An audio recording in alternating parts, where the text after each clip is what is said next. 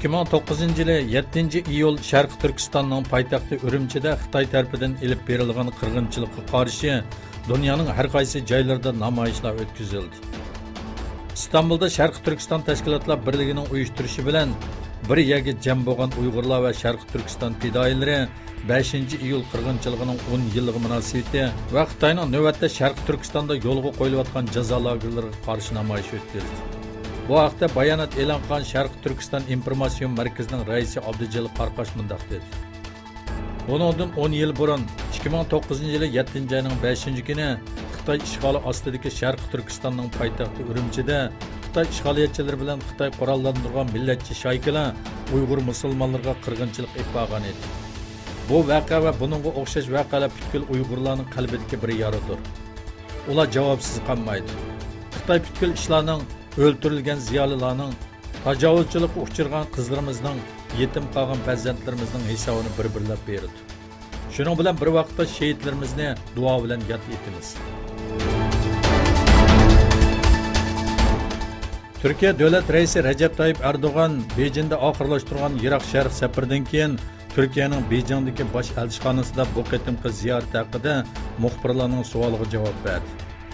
Erdoğan Amerika bilan Türkiye orasidagi S-400 masalasi haqida dushman hujum qilsa biz bir yerda sistem bor, tepib olayli, ondan urushayli demdik. Tadbirimizni elishimiz lozim dedi. Shuning bilan birga Erdoğan Xitoy bilan iqtisodiy hamkorlik kelishimining tamomlanish bosqichiga kelganligini aytdi.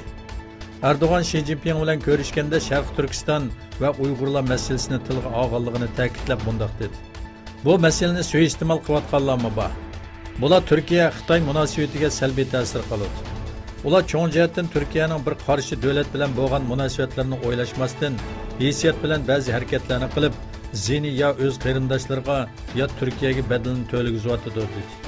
Türkiye'den Şərqi Türkistan'a bir heyet avatish taklifi ochiq muomala qilinganligini ta'kidlab, "Basun, ko'sin" dedi. Angliya muhofizat gazeti Xitoyning Şərqi Türkistan'a kelgan qirg'izistonlik sayohatchilarning telefonlariga ta'qib qilish yumshoq detali o'rnatganligini o'ttirg'a qo'ydi. Mazkur gazetning boshqa xalqaro hamkorlashuvchilari orqali bayqagan uchurlardan ma'lum bo'lishicha, Xitoy chegara xodimlari Şərqi Türkistan'a kirganlarning telefonlariga maxfiy josuslik yumshoq detali tushirgan. Bu app orqali kishilarning suhbat xotirasi va o'rnini nazorat qila oladi ekan. Shuning bilan bir vaqtda muhofizatchi gazeti bu appning Xitoydagi bir shirkat tarafidan yasab chiqilganligini aytdi.